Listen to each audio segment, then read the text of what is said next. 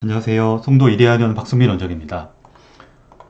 이번 영상에서는 셀리아병에 대한 간단한 설명과 주요 증상 중 효통증, 구내염, 위축설염, 그리고 다른 자가면역 질환에서 셀리아병이 어느 정도 발생하는지 알아보겠습니다. 실제로 20대 이상 셀리아병 환자 중에 34%는 다른 자가면역 질환을 동반할 수가 있고요.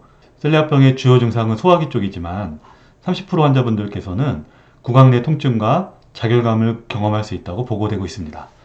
반대로 쇼그렌 증후군 환자의 4.5에서 15%에서 셀리아병이 발생된다고 보고되는 만큼 관련성은 매우 크다고 볼 수 있습니다. 첫 번째, 셀리아병의 개요와 증상을 간단히 알아보겠습니다.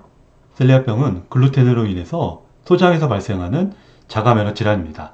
글루텐은 불용성 단백질, 즉 물에 녹지 않은 단백질로 글레아딘과 글루테닌으로 이루어져 있습니다. 음식으로 섭취되는 글루텐은 주로 밀, 호밀 등의 곡식으로부터 유입되고요. 이 단백질은 밀가루 반죽을 찰지게 하고 빵이나 면, 피자 등의 음식에 식감을 좋게 하는 역할을 하기 때문에 첨가제로도 많이 사용되고 있습니다. 셀리아병의 병리를 간단히 알아보면요. 우선 셀리아병은 HLA-DQ2와 HLA-DQ8의 유전적 감수성을 가진 사람들에게 발생하게 됩니다. 밀과 호밀 등에 의해서 시작된 면역 반응은 안티-EM, TTG, 글레들리에 대한 자가항체를 형성하고 이 자가항체로 인한 다양한 면역 반응이 소장 육모를 상하게 할 수 있습니다. 소장 육모 아래층에서는 T셀루나 면역 반응의 결과 염증성 사이토칸이 증가하고 세포 독성 면역 반응으로 인해서 소장벽의 육모가 상하게 되고 그 결과로 육모 위축 소견이 발생될 수 있습니다. 육모는 음식물을 흡수하는 역할을 하는 굉장히 넓은 면적을 가진 기관인데요. 음식 흡수가 잘 안되기 때문에 설사나 영양 결핍, 그리고 다양한 소화기 증상이 나타나게 됩니다. 셀리아병은 소장에서 끝나는 병이 아니고 다양한 전신 증상을 만들 수 있고 다른 자가면역 질환과의 관련성도 높게 됩니다. 셀리아병의 치료는 글루텐으로 인해서 발생되는 것이기 때문에 글루텐이 없는 식단을 하는 것이 가장 효과적이며 유일한 방법입니다. 만약 글루텐 프리 식단을 시행했음에도 불구하고 고질적으로 계속되는 경우에는 스테로이드나 아데디오프린 같은 면역 억제제를 사용할 수 있습니다. 셀리아병의 주요 증상을 간단히 알아보겠습니다. 소장에서 발생되는 질환이기 때문에 소화기 증상이 가장 많은데요. 설사와 가스 차는 느낌, 상복부의 통증, 그로 인한 체중 감소와 소화불량, 속의 부글부글거림, 구역 변비감이 나타날 수가 있고 신경계에도 많은 영향을 줄 수가 있어 두통과 말초신경병증, 간질발작, 불안, 우울, 소뇌실조와 같은 신경병증이 발생할 수 있습니다.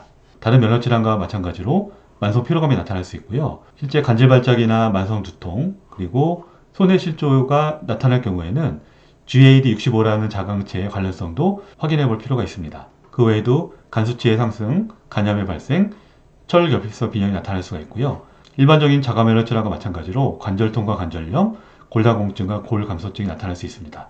구강 내에서는 재발성 아프타구내염과 에나멜 저형성증이 나타날 수가 있고 가장 특징적인 피부 증상으로 포진성 피부염이 나타날 수 있습니다. 이런 증상들이 발생되는 비율을 보면요.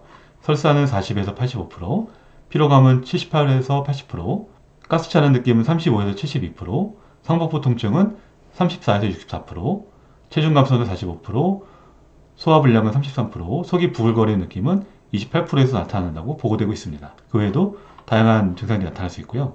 일반적으로 잘 알려지진 않았지만 1998년도 보고를 통해서 셀리아병의 구강내 증상을 확인해보면 29.6%에서 구강내 통증과 화끈거림을 보고했고 8.6%에서 혀의 홍방과 위축성 설염을 보고했습니다. 생각보다 굉장히 많은 환자분들께서 입안에 불편함을 가지고 있다고 확인된 연구였습니다. 2007년 연구에서도 셀리아병에 관련된 위축성 설염의 케이스를 보고했는데요. 저자들은 이 논문의 결론 부분에서 다음과 같은 코멘트를 했습니다.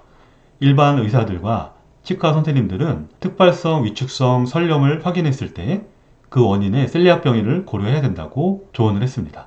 셀리아병 이외에도 글루텐과 관련된 두 가지 흔한 질환이 있는데요. 첫 번째가 밀가루 알러지고요. 두 번째가 밀가루 과민 반응입니다. 밀가루 알러지는 일반 알러지와 마찬가지로 밀가루 안에 들어있는 다양한 단백질에 대한 알러지 반응이 생겨서 일반적인 면역 반응과 과민 반응인 가려움증부터 심한 경우는 알라필라시스까지 나타날 수 있습니다. 전체 인구의 0.5에서 9% 정도로 생각보다 많은 비율로 발생하고 있습니다. 다음은 밀가루에 대한 과민 반응인데요. 가장 많이 관찰되는 경우로 밀가루 음식을 먹고 난 뒤에 복통과 관절통, 피로감, 피부 증상, 그리고 심하면 인지기능 저하까지 나타날 수가 있고 유병률은 3에서 6% 정도로 보고되고 있습니다. 셀리악병과는 달리 조직 검사했을 때 특별한 소견이 발견되지 않고 일반적인 알러지 검사에서도 면역 반응이 관찰되지 않을 때 글루텐 민감증 혹은 밀가루 과민 반응으로 진단하게 됩니다. 셀리악병은 조직 검사를 통해서 확진하는데요. 세 가지 특징적인 조직학적 소견이 발견됩니다. 육모의 유축 소견과 상피 내 림프구 증가증, 그리고 크립 과형성의 소견으로 진단할 수 있게 됩니다. 다음은 글루텐과 음식에 대해서 간단히 알아보겠습니다. 글루텐이 많은 음식은 보리와 밀기울, 귀리, 호밀 등으로 만든 빵, 파스타, 시리얼 등이고요. 메가에서 추출한 추출물로 이루어진 음식물들도 글루텐이 많이 들어있습니다. 일반적으로 야채와 감자 등에는 글루텐이 많지 않지만 빵가루나 크림을 첨가한 경우에는 글루텐을 조심하셔야 합니다. 마찬가지로 일반적인 과일에는 글루텐이 없지만 과일 파이 등에는 글루텐이 많이 있고요. 대부분의 우유나 요거트에는 글루텐이 없지만 일부 제품에는 글루텐을 첨가하는 경우가 있다고 합니다. 고기에는 당연히 글루텐이 없지만 보리, 귀리, 호밀 혹은 글루텐이 첨가된 제품들이 있기 때문에 가공육을 드실 때는 주의하셔야 되겠습니다. 밀가루로 만든 과자나 샐러드 드레싱, 스프와 다양한 소스에도 글루텐이 들어있는 경우가 많고요. 음료수에도 글루텐을 첨가하는 경우가 있다고 합니다. 글루텐 프리 식품은 생각보다 찾기 어려울 수도 있는데 일반적으로 빵, 시리얼, 파스타 등의 재료로 옥수수나 메밀, 쌀, 대두를 사용하는 경우는 글루텐이 대부분 없습니다. 소량이 들어있긴 하지만 글루텐 프리라고 분류하는 곡식 중에 쌀이 대표적이고요. 쌀로 만든 다양한 제품들에는 일반적으로 글루텐이 없습니다. 하지만 쌀로 만든 제품의 식감을 좋게 하기 위해서 글루텐을 첨가하는 경우가 있기 때문에 제품의 라벨을 잘 살펴볼 필요가 있겠습니다. 일반적으로 신선한 야채와 콩에는 글루텐이 없고요. 과일과 고기, 생선, 가금류에도 글루텐이 들어있지 않고 첨가물이 없는 우유와 유제품도 글루텐 프리라고 분류하고 있습니다. 다음은 셀리악병에 관련된 자가면역 질환에 대해서 알아보도록 하겠습니다. 2013년과 2015년도에 발행한 두 편의 논문을 통해서 관련된 내용을 간단히 요약해 보겠습니다. 셀리악병은 굉장히 다양한 전신 증상이 나타날 수 있고 동시에 다른 자가면역 질환이 병발할 위험도가 높은 질환입니다. 셀리악병에 동반돼서 나타나는 자가면역 질환은 굉장히 많이 보고가 되어 있는데요. 이 중에 중요한 것들만 몇 가지 요약해 보겠습니다. 저희 한의원에서 가장 많이 보고 있는 환자는 쇼그렌 증후군 환자분인데요. 실제로 쇼그렌 증후군 환자분들의 4.5에서 15%에서 셀리악병이 발생된다고 보고되는 만큼 쇼그렌 증후군 환자분들은 글루텐이 함유된 음식을 먹었을 때 나타나는 반응을 면밀히 보시고 앞서 말씀드린 증상들이 나타난다면 글루텐을 제거한 음식을 드시는 것이 반드시 필요하겠습니다. 쇼그렌 증후군 이외에도 원발성, 담즙성 간경변증에서 3에서 7% 환자들이 셀리악병으로 진단될 수 있고요. 자가면역성 간염의 3에서 6%에서 셀리악병이 나타날 수 있습니다. 1형 당뇨에서도 2에서 11%에서 셀리악병이 보고되고 있고요. 자가면역성 갑상선 질환, 항진증을 나타내는 그레이브스병과 저하증을 나타내는 하시모토 환자분들의 2에서 7%에서 셀리악병이 나타날 수 있습니다. 다발성 경화증 환자의 11%에서 셀리악병이 보고되고 있고요. 소아특발 관절염의 2.5에서 7%에서 셀리악병이 나타나고 건선 환자의 4.34%에서 셀리악병이 발생하고 있습니다. 원형 탈모와 백반증에서 셀리악병이 관련되어 있다는 보고가 있습니다. 반대로 셀리악병에서는 다른 자가면역 질환이 나타날 위험도도 높아지는데요. 사크로이도시스는 4배 정도 발생 위험이 높고 만성 췌장염 경우는 3.33배 높은 유병률을 보였습니다. 또한 셀리악병 환자들에게는 루푸스 발생 위험이 3배 정도 높게 알려져 있고요. 셀리악병 환자의 20%에서 높은 간 수치가 발견되고 있습니다. 또한 10에서 12% 환자들에게는 신경학적 증상이 나타나는데요. 앞서 말씀드린 바와 같이 간질 발작이나 심한 두통, 그리고 손의 위축에 소견이 발견된다면 GAD65에 대한 항체 검사를 해볼 필요가 있습니다.